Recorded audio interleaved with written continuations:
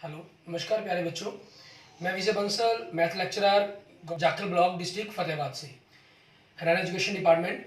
आज हम अपनी मैथ की क्लास हम के पढ़ अंदर चुके हैं। कुछ संख्या सीखेंगे। रेखाओं के बारे में हमने पढ़ा है। जब हम एक संख्या रेखा पर, एक संख्या रेखा है हमारे पास 1 2 3, ठीक है। एक संख्या रेखा पर हम एक बिंदु का स्थान निर्धारित करना चाहते हैं, बड़ी आसानी से कर देते हैं। आपको मान लीजिए इस पर -3/2 दिखाना है, ठीक है। मीन्स लगभग आपका वह क्या -1.5 हो गया। आप इसको यहाँ पर स्थान निर्धारित कर देते हैं, ये इसका -3/2। आपको 2 दिखाना है, आप संख्या रेखा पर ये 2 दिखा देते हैं, ठीक है। लेकिन ये हमारे पास क्या था, अगर आपके पास 1 है, ठीक है, तब हम इसकी बड़ी ही आसानी से कर देते हैं और इसकी हमने व्याख्या भी कर चुके हैं हम ऑलरेडी। लेकिन जब हमें एक बिंदु की स्थिति बताने के लिए एक से अधिक रेखाओं की आवश्यकता हो, ठीक है, एक से अधिक जो चीज़ें जानकारियाँ हमें दी गई हों, तब हम उसको किस प्रकार से दिखाएंगे, उस चीज़ के बारे में हम यहाँ पर इसके अंदर चर्चा करेंगे। जैसे हम छोटी सी एक बात लेते हैं, एग्जांपल लेते हैं। मान लीजिए एक पेपर शीट है आपके पास, ठीक है। आपके पास कोई ये बिंदु है, ये उस पेपर शीट पर लगा हुआ। आपको इस पेपर बिंदु की स्थिति बतानी है कि बिंदु कहाँ है, ठीक है।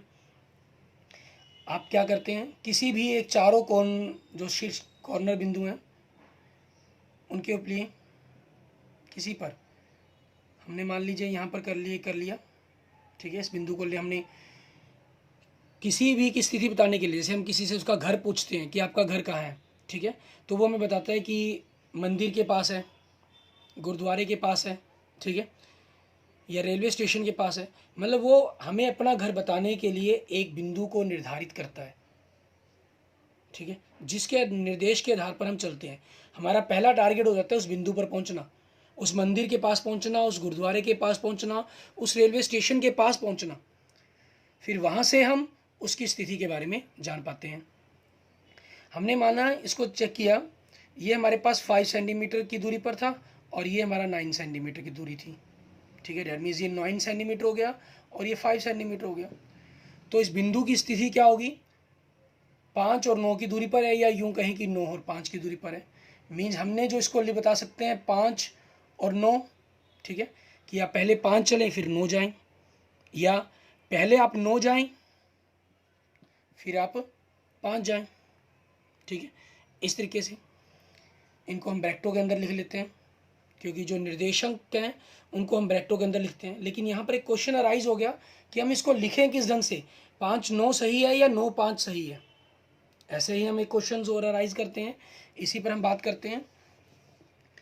मान लीजिए आपका ये टेबल है, ठीक है, आपकी टेबल है। उस टेबल पर क्या है, आपका एक टेबल लैंप पड़ा है यहाँ पर, वही स्थिति आपकी। आप सबसे पहले उसका एक कॉर्नर जो शीर्ष है उसको निर्धारित करेंगे। उस शीर्ष के अकॉर्डिंग आप उसकी सिचुएशंस को देखने की कोशिश करेंगे कि क्या है। मान लीजिए आपने इस शीर्ष को यहाँ कर लिया, ठीक है। यहाँ पर करने के बाद आपके पास चॉइस है, आप इन दूरियों को कितना मानते हैं, इसमें कोई प्रॉब्लम नहीं है कि आपने कितना लिया कितना नहीं लिया, ठीक है। मान लेते हैं हम इसको 30 सेंटीमीटर ले लेते हैं, इसको 40 सेंटीमीटर ले लेते हैं, ठीक है। अब दोनों ही सिरों पर मेज एक समतल आकृति थी हमारे पास, और ये एक बिंदु था जो जिसको हमने लैंप पोस्ट था उसको एक बिंदु की तरह मान लिया। हमने दोनों तरफ से उसकी दूरियों को मापा 30 और 40 सेंटीमीटर। मीन्स अब इस बिंदु से हमारे पास वही क्वेश्चन अराइज होता है कि ये पहले हम 30 सेंटीमीटर चलें फिर 40 चलें, या पहले 40 चलें फिर 30 चलें। क्योंकि ये 40 है तो ये भी 40 होगा, ये 30 तो ये 30 होगा। मीन जो इसके निर्देशांक है वो 40 30 लिखे जाएं या 30 40 लिखे जाएं,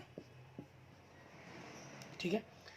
या यूं कहें कि हम इनको इस रूप में लिख सकते हैं, क्योंकि अभी तक हमें पता नहीं है ना, हमें लिखने के ढंगों के बारे में जानकारी नहीं है, तो हम इसको 40 30 या 30 40 के रूप में लिख सकते हैं, हम ये कह सकते हैं, ठीक है। लेकिन यदि हम बात करें, हमें एक ऐसी स्थिति दी गई हो, मान लीजिए टेबल्स या कुछ छोटे छोटे कमरे बने हुए हैं आपके, मान लेते हैं ये, ठीक है। इन छोटे छोटे कमरों के अंदर आपके पास ये छोटे छोटे लाइंस खींच ली गई हैं, जिनसे ये छोटे छोटे कमरों के रूप में बदल गए। इनको हम यहाँ पर स्तंभ कह देते हैं, और ये हमारी पंक्ति होगी। ठीक है। अब कोई इस जगह पर बैठा है, कोई स्टूडेंट, उसकी स्थिति मापनी हमें क्या होगी? हम यहाँ से देखते हैं 1 2 3 4 5 6 7 8 9, यहाँ से 1 2 3 4 5। ठीक है, तो इसकी स्थिति वही चीज़, 5 स्तंभ और 5वें स्तंभ में और तीसरी पंक्ति में बैठा है वो। ठीक है, हमने कोई और स्थिति जांचनी है, ये जी देख लीजिए। तो इसमें क्या है, वो तीसरे स्तंभ में और चौथी पंक्ति में बैठा है। ठीक है, कहने के लिए हमारे पास क्या है, हम किस ढंग से इसको कहेंगे? हम जो नीचे की तरफ से है, जो हम क्षैतिज रेखा लेते हैं, ठीक है, इसके बारे में हम पहले कह देते हैं, और जो हमारी ऊर्ध्वाधर रेखा होती है पंक्ति के रूप में जिसको हम रिप्रेजेंट कर रहे हैं, उसको हम बाद में लिखते हैं। तो उस रूप में जो इसके निर्देशक बन जाएंगे, जो इसकी इक्वेशन को निर्देशित कर रहे हैं, ये 5 स्तंभ और 3 पंक्ति है, तो 5 3 हो जाएंगे इसके निर्देशांक। ये 3 स्तंभ और 4 पंक्ति है, तो इसके निर्देशांक क्या बन जाएंगे? 3 4 हो जाएंगे। 5 3 और 3 5 में फर्क होगा। 3 5 का मतलब क्या होगा? तीसरे स्तंभ की 5वीं पंक्ति में, मीन्स यहां पहुंच गए आप। ये चीज, ये आपके पास 3 5। ठीक है, इसलिए 5 3 और 3 5 में बड़ा फर्क रहता है। हम जो पहला बिंदु है उसको हम स्तंभ, जो क्षैतिज रेखा होगी, ठीक है, उसके बिंदु के रूप में लेंगे, और जो दूसरा बिंदु है उसको हम पंक्ति वाले बिंदु के रूप में लिखेंगे, प्रदर्शित कर देंगे। ठीक है, जिससे हम उसको बड़ी ही आसानी से उसकी जो स्टेशन है उस पर काम कर पाएंगे। इसके अंदर हम किसी भी स्थिति के अंदर रखी हुई वस्तु के बारे में चर्चा कर सकते हैं। ठीक है, इसी चर्चा ने आगे धीरे धीरे कंसेप्टों को बढ़ाते हुए हमारी जो मैथमेटिक्स की एक मेन ब्रांच, ठीक है, जिसको हम निर्देशांक ज्यामिति कहते हैं, जिसको हम निर्देशांक ज्यामिति कहते हैं, उसकी उत्पत्ति की, हम यहाँ कहें कि उसका जन्म किया दिया। इसके जन्म के बारे में ज़्यादा डिटेल तो आप हायर क्लासेस के अंदर स्टडी करेंगे, थोड़ा सा आप 9th में, और थोड़ी सी बातें आप 10th क्लास में पढ़ेंगे, और 11th 12th के बारे में इसके अंदर डिटेल के अंदर स्टडी करेंगे इस चीज़ों के ऊपर, निर्देशांक ज्योमेट्री, कोऑर्डिनेट ज्योमेट्री के ऊपर। ठीक है, इसकी जो प्रारंभ है, हम यहाँ कहें जो स्टार्टिंग है, हमारे फ्रांसीसी दार्शनिक और गणितज्ञ कहें रेने डेकार्ते। ठीक है, रेने डेकार्ते का नाम लिया जाता है इसके अंदर। ठीक है, जिन्होंने इसके ऊपर काम किया, और इस निर्देशक ज्योमेट्री पर यह कहें कि उन्होंने सबसे पहले काम करके इसकी हमें एक मैथमेटिक्स के अंदर एक नई ब्रांच दी, और उन्हीं के सम्मान के अंदर रेने डेकार्ते, जो फ्रांसीसी मैथमेटिशियन थे और दार्शनिक भी थे, फिलोसफर भी थे, उन्हीं के सम्मान में इस जो निर्देशांक ज्यामिति है, ठीक है, इसको कार्तीय पद्धति भी कहा जाता है। क्या कहते हैं हम इसको? कार्तीय पद्धति।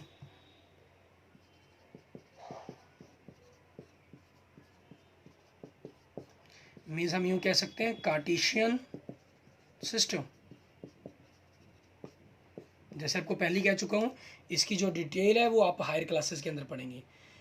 ठीक है, निर्देशांक ज्यामिति, निर्देश अंक मीन्स अंकों को निर्देशित करता है, उनकी सिचुएशंस के बारे में बताता है।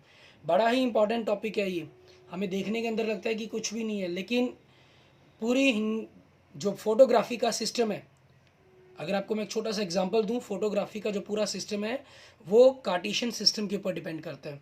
हम समुंदर के अंदर जा रहे हैं, हम हवाई जहाज़ उड़ा रहे हैं, वहाँ ट्रिकोमेट्री का जो सिस्टम है, एंगल सिस्टम है, उसके साथ साथ कार्टेशियन सिस्टम भी हमें बताता है कि हम किस जगह पर हैं।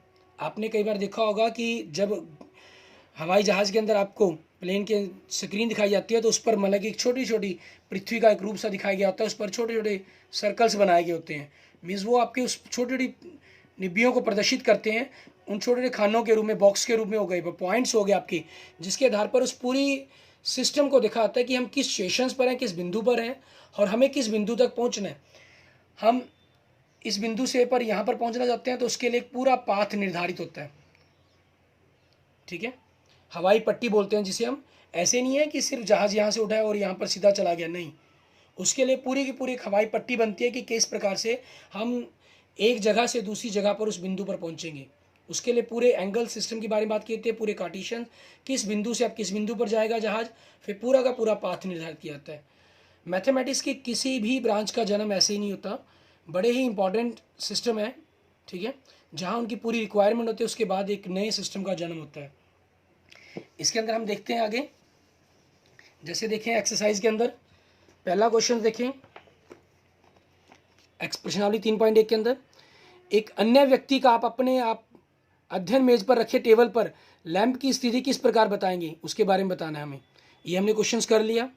दूसरा क्वेश्चन है, एक नगर में दो मुख्य सड़कें हैं जो नगर के केंद्र पर मिलती हैं और दो सड़कें उत्तर दक्षिण की दिशा की ओर और पश्चिम पूर्व दिशा की दिशा में हैं। नगर की अन्य सभी सड़कें इन मुख्य सड़कों के समानांतर परस्पर 200 मीटर की दूरी पर हैं। प्रत्येक दिशा में लगभग 5 सड़कें हैं। 1 सेंटीमीटर को अगर हम 200 मीटर के पैमाना ले लें तो अपनी नोटबुक के ऊपर इसका एक मॉडल बनाना है कि वो किस तरह का मॉडल हमारा बनेगा। हम क्या करते हैं, सबसे पहले हमारे पास हमारी डायरेक्शंस दिखा लेते हैं हमारे पास, ठीक है। हमने अपनी एक्स एक्सिस और वाई एक्सिस के अकॉर्डिंग हमारे पास डायरेक्शंस बना लिए हैं, ठीक है। हम जो रोड्स हैं इनको पॉजिटिव क्वाड्रेंट के अंदर ही लेंगे, मीन्स पहले ही क्वाड्रेंट के अंदर ही हम शो करने की कोशिश करेंगे, पहले ही चतुर्थांश के अंदर, ठीक है। अब इन्होंने कहा कि 5 सड़कें यहाँ पर बनाई गई हैं इस मॉडल के अंदर आपके पास, तो 5 सड़कों को हमने बना लिया। यहाँ पर दिशाओं के अंदर हम बात करें, ये हमारे पास उत्तर दिशा हमारी और ये हमारी दक्षिण दिशा हो जाएगी, ठीक है। ये हमारे पास हमारी पूर्व दिशा होगी, क्लियर, और ये हमारे पास हमारी पश्चिम दिशा हो जाएगी, क्लियर। आपकी ये पहली सड़क होगी मान लीजिए, जिसको हम y1 कह लेते हैं। आपके पास फिर ये दूसरी सड़क 200 मीटर की दूरी पर आ गई, ठीक है, 200 मीटर के ऊपर, जिसको हम 1 सेंटीमीटर के डिस्टेंस पर लेके चल रहे हैं, y2 आपके पास। फिर ये आपके पास थर्ड होगी, y3 कह लेते हैं हम इसको। ये आपके पास y4 और ये आपके पास y5, ठीक है। या हम इसको चाहे x1 x2 आपकी चॉइस है, नहीं नाम देना चाहें तब भी आप अपनी चॉइस के अकॉर्डिंग नाम दे सकते हैं, क्लियर। हमने जो हमारी जो क्षैतिज रेखा है इसको हम x अक्ष के रूप में लिखते हैं, ठीक है। ये ऑलरेडी हमने ग्राफों के बारे में पढ़ा है। ये हमारे पास y अक्ष के रूप में कहलाती है, ठीक है। तो इस तरफ आपके पास क्या हो जाएगा, ये y1, ये y2 सड़क आपके पास होगी, ठीक है, y3, y4 एंड y5, ठीक है। अब इसके अंदर आपको क्या कहा है इन्होंने, इसके अंदर आपको कह रहा है कि मॉडल बना दिया गया।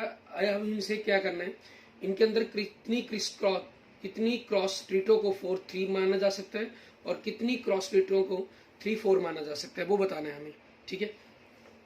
अब हमें 4-3 और 3-4 पॉइंट बताना है, क्योंकि ये पॉइंट कहाँ कहाँ लाई करेंगे, किस पोजीशन पर आपके पास जाएंगे, ठीक है, किस जगह पर ये पॉइंट आपके पास मिलेगा हमें ग्राफ के अंदर, वो बताना है हमें।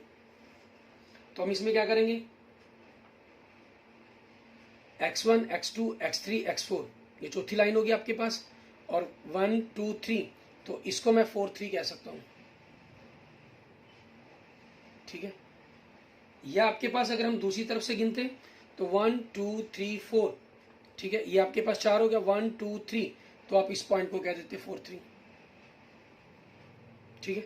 अब दूसरा पॉइंट आपके पास क्या है, 3-4, ठीक है, मीन्स 1 2 3, तीसरी लाइन के अंदर 1 2 3 4, मीन्स इसको आपने क्या कह सकते हैं, 3-4 कह सकते हैं, ठीक है। और दूसरी तरफ से हमारे पास क्या पॉइंट हो गए, यहाँ से अगर 3-4 करते तो 1 2 3, और इस तरफ 1 2 3 4, तो इसको भी हम 3-4 कह सकते थे।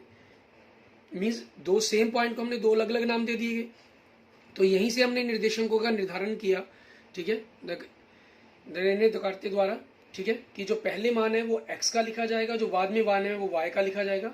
x का जो मान है भुज कहलाएगा और जो y का मान है वो आपका कोटि कहलाएगा, ठीक है।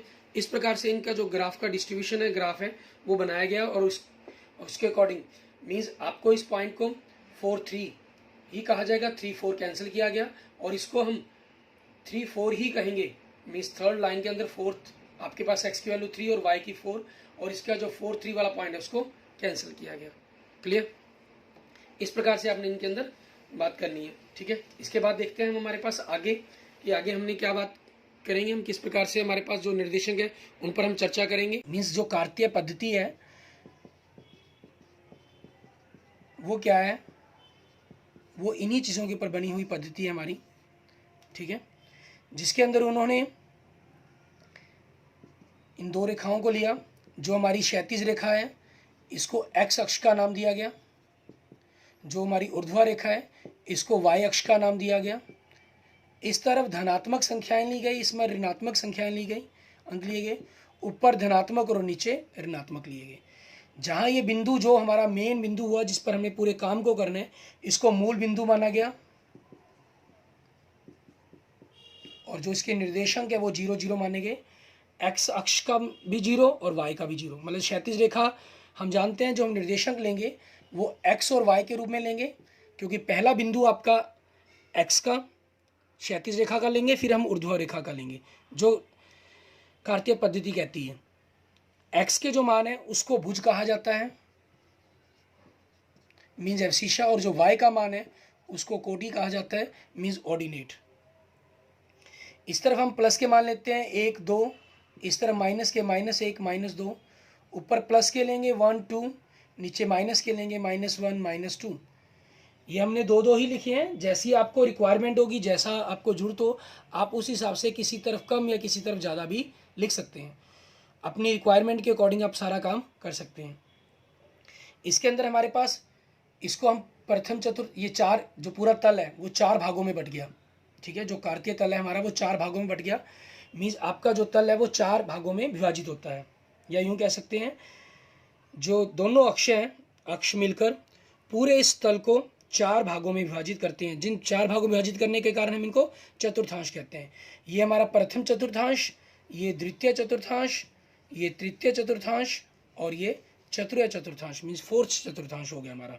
ठीक है, ख्याल रखना हमेशा हमें कार्तीय पद्धति क्या कहती है कि लिखते हुए पहले मान हम एक्स अक्ष निर्देशांक को लिखते हैं, फिर हम वाई निर्देशांक को लिखते हैं और दोनों को हम कोष्ठक के अंदर बंद कर देते हैं, खुली कोष्ठक में इनको बंद करते हैं।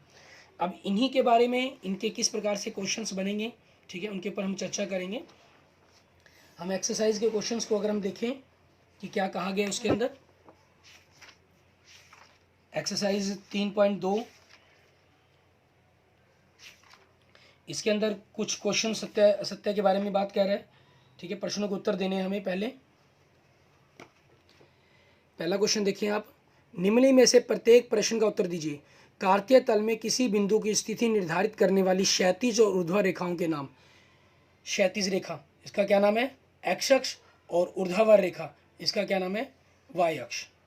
ठीक है, इसका दूसरा भाग देखते हैं पहले क्वेश्चन का। इन 2 रेखाओं से बने तल के प्रत्येक भाग का क्या नाम है, मीन्स प्रत्येक भाग को हम क्या कहते हैं। ठीक है, उसके बारे में बताएं।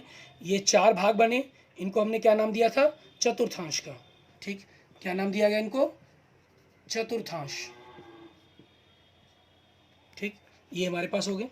नेक्स्ट, उस बिंदु का नाम बताएं जो जहां 2 रेखाएं प्रतिच्छेद होती हैं। ये दोनों अक्ष आपके जहां प्रतिच्छेद होते हैं, इस बिंदु का नाम बताना है। इस बिंदु का नाम क्या है हमारे पास मूल बिंदु। इस बिंदु को हम क्या कहते हैं मूल बिंदु। इसके बाद हम नेक्स्ट बात करते हैं क्वेश्चन नंबर 2 के अंदर। आकृति को देखना है, बी के निर्देशांक बताने हैं। बिंदु बी आप देख रहे हैं एक्स में ये -5 के ऊपर है और वाई की तरफ से ये 2 पर है। ठीक है, तो बी बिंदु के निर्देशांक क्या बन जाएंगे आपके -5 और 2। ठीक, इनमें हम इनको थोड़ा सा साफ कर देते हैं। अब हमारे पास क्या बन गए -5 और 2, ये आ जाएंगे हमारे पास पहले के। दूसरा क्वेश्चन एक्सरसाइज 3.2।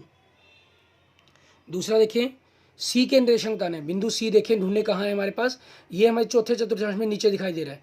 इसमें भी क्या करेंगे, पहले एक्स वाले बिंदु को देखेंगे कि एक्स वाले बिंदु में ये कहाँ है हमारे पास। ये देखिए आपके 5 वाले बिंदु से नीचे आ रहा है और इस तरफ से -5 के सामने है। तो जो सी बिंदु है उसके निर्देशांक क्या बन जाएंगे आपके पास 5 -5। पहले एक्स के फिर वाई के लिखेंगे हम। आगे इसके तीसरे भाग के लिए देखते हैं क्या कह रहा है हमें। तीसरे भाग में देखें क्वेश्चन में क्या कह रहे हैं, निर्देशांक -3 -5। -3 मतलब x का मान -3 और y का मान -5। -3 और -5 दोनों आकर बिंदु कहाँ पर मिल रहे हैं ई पर। हमें यहाँ पर बिंदु का नाम देना था, वो बिंदु क्या हो गया हमारा ई हो गया। ठीक है, नेक्स्ट हमें निर्देशांक 2 -4, x का मान 2 हमारे पास ये हो गया। ठीक है, और 4 सॉरी -4 नीचे की तरफ यहाँ आ गया। ये दोनों कहाँ मिल रहे हैं हमारे पास बिंदु जी पर। तो इसका नाम क्या हो जाएगा हमारे पास, बिंदु जी। ठीक है, नेक्स्ट आगे देखेंगे 5वां भाग, बिंदु डी का भुज। बिंदु डी देखें कहाँ है, आपके प्रथम चतुर्थांश में इसका भुज बताना है, मीन सर्किल एक्स का मान बताना है, और ये डी वाला बिंदु किसके ऊपर है, 6 के ऊपर। तो इसका जो भुज है वो हमारे पास क्या हो गया, 6। ठीक है, नेक्स्ट देखते हैं हम छठा भाग इसका। इसमें क्या कह रहे हैं, बिंदु एच की कोटि। एच बिंदु देखें कहाँ है हमारे पास, ये हमें तीसरे निर्देश चतुर्थांश में दिखाई दे रहा है। इसकी कोटि बतानी है, ये एक्स -5 पर और बी वाई से -3 के सामने है। तो जो कोटि है वो y का मान होता है, वो कितना है हमारे पास यहाँ पर, -3। ठीक है, तो आपके पास y क्या हो गया, -3 कोटि। ठीक है, ये हो जाएगी आपकी। नेक्स्ट आगे देखते हैं हम इसका 7वां भाग। उसमें क्या कह रहे हैं हमें, बिंदु L के निर्देशांक। L बिंदु ढूंढेंगे हम, कहाँ है हमारे पास, L बिंदु को ढूंढे, बिल्कुल सही, y अक्ष के ऊपर है। y अक्ष के ऊपर देखिए हमारे पास कहाँ है, ये 5 के ऊपर, और y अक्ष के ऊपर है। तो यहाँ ध्यान रखें, आपका x का मान क्या होगा, 0, और y का मान क्या होगा, 5। ये आ जाएगा हमारे पास। नेक्स्ट देखेंगे बिंदु M। बिंदु M देखें, M बिंदु कहाँ है, बिल्कुल सही, x एक्सिस के ऊपर, -3 की जगह पर। तो इसमें x का मान तो -3 हो गया, लेकिन ये y अक्ष के ऊपर ही है, तो इसके लिए इसका y का मान क्या हो जाएगा, 0। ठीक है, तो y का मान हमारे पास क्या बन जाएगा यहाँ पर, 0। इसके साथ हम कुछ अपनी नेक्स्ट एक्सरसाइज के बारे में देखते हैं, और उनके कुछ छोटे क्वेश्चंस पर भी बात करेंगे कि किस प्रकार से हम इनको बनाएंगे, किस प्रकार से हम इनको कर सकते हैं। एक्सरसाइज 3.3 के अंदर इसमें सिर्फ कार्तीय तल पर दिखाने के लिए कहा गया है आपको।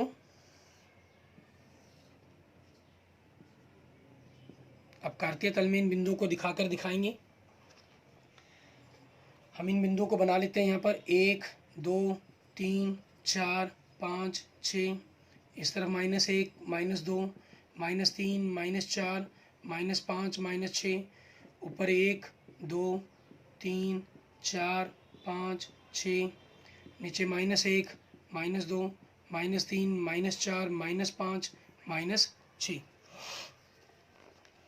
बराबर को जरूरी नहीं है, जैसी रिक्वायरमेंट हो उस हिसाब से आप कम ज़्यादा भी कर सकते हैं। कहना पहला क्वेश्चन, किस चतुर्थांश में या किस अक्ष पर बिंदु स्थित है, कार्तीय तल में इनका स्थान में निर्धारित करना है। सबसे पहला -2 4, x -2 और y 4, तो इन दोनों बिंदुओं को मिलाते हुए हमारे पास ग्राफ कॉपी पर जब आप करके देखेंगे आपके पास बिल्कुल सिंपल बन जाएंगे, कोई बिना किसी प्रॉब्लम के। दूसरा उसके बाद 3 -1, x 3 और y -1 नीचे की तरफ आ जाएगा आपके पास, ये बन जाएंगे हमारे पास। अगला बिंदु आप देखिए बुक के अंदर क्या है, -1 0, x -1 और y 0 0 है, तो ऊपर नीचे कहीं हम इसको दिखाएंगे नहीं। मान लीजिए ये a बिंदु हो गया, ये b नाम दे दिया, इसको हमने c नाम दे देते हैं। नेक्स्ट है हमारे पास चौथा बिंदु, देखिए क्या दिया गया है, बिल्कुल सही, 1 2, x हमारे पास कितना है 1 और y 2, ये बिंदु हो गया आपके पास, x 1 के ऊपर और 2 के सामने, बिंदु डी आपके पास। पांचवा बिंदु क्या दिया गया, -3 -5, x -3 और y -5, इस तरफ से लाइन चलेगी, इसलिए हम इसको नीचे की तरफ ले आए। ये बिंदु ई हो गया हमारे पास, -3 -5। ठीक है, ये हमारे पास एक्सरसाइज 3.3 का पहला क्वेश्चन आपका। ऐसे ही दूसरा क्वेश्चन दिया गया, अक्षों पर दूरी का उपयुक्त एकक लेकर नीचे दिए गए सारणी में बिंदुओं को तल पर आलेखित कीजिए। मीन्स इसको ग्राफ कॉपी पर बनाने की कोशिश करें। ठीक है, हम इसके लिए ग्राफ कॉपी पेपर पर बनाते हैं, देखते हैं इसको ग्राफ पर ट्राई करके। इसके 30.3 के हम दूसरे क्वेश्चन में देखते हैं। हमें ये मान दिए गए -2 8, मीन्स x का मान -2। हमने ग्राफ पर थोड़ा सा इसको कर लेते हैं, थोड़ा सा एडजस्ट करके हम पास जाते हैं, देखते हैं कि इसमें क्या चीज़ दिखाई दे रही है। आपके पास x -2 है। ठीक है, x -2 का अर्थ क्या हुआ, आपके पास जो बिंदु है और y का मान 8 दिया गया है। ठीक है, x -2 और y 8, तो उस चीज़ के अकॉर्डिंग हमारे पास क्या हो जाएगा, x -2, तो -2 वाली लाइन ग्राफ कॉपी के ऊपर क्या होता है, आपके पास छोटी छोटी डब्बियों के अंतर दिए गए होते हैं। यहाँ से हमारे पास और समझना थोड़ा सा आसान हो जाता है, गलती जो चांस है वो कम हो जाते हैं। -2 8, इधर से 8 के सामने, हमारे पास हमारा ये बिंदु बन गया -2 8। उसके बाद अगला बिंदु आपको जो दिया गया किताब में, आप देख सकते हैं -1 पर 7, -1 सामने 7 के ऊपर आपके पास ये बिंदु हो गया, -1 और 7। ठीक है। तीसरा बिंदु आपको दिया गया 0 पर -1.25 मीन्स 1 और 2 के बाद छोटी डिब्बियाँ जो वो 0.1 को रिप्रेजेंट करती है, तो हम तीसरी छोटी डिब्बी के बीच में निशान लगा देंगे। ठीक है। आपके पास आ जाएगा 0 पर -1.25। तीसरा दिया गया 1 3, x का मान 1 तो y का 3, 1 के सामने इधर से 3 के सामने 1 3 ये हो जाएगा। आगे 3 पर दिया गया है -1, 3 पर -1 तो नीचे की तरफ आ जाएगा हमारे पास, ये हो जाएगा। ठीक है। और इसका मान क्या हो गया 3 -1, x का मान 3 और y का मान -1। इस प्रकार से हमारे पास जो ये पूरी एक्सरसाइज है 3.3 ये सारी कंप्लीट हो जाती है। हमें जो निर्देशांकों के बारे में जो बातें हैं वो समझ में आ जाती हैं। इस तरह आप अपना 3rd चैप्टर कंप्लीट कर लेंगे और उसके रिगार्डिंग हम अपने नेक्स्ट लेक्चर्स के अंदर 3rd चैप्टर के ही, ठीक है, कुछ ऑब्जेक्टिव टाइप क्वेश्चंस के बारे में और कुछ अदर कंसेप्ट जो आपके निर्देशांक ज्यामिति से क्लास 9 से जुड़े हुए हैं और जिनकी ज़रूरत हमें क्लास 10th के अंदर भी पड़ेगी, हम उन पर अगले लेक्चर्स के अंदर बात करेंगे। ठीक है। Okay, thank you friends, thank you student.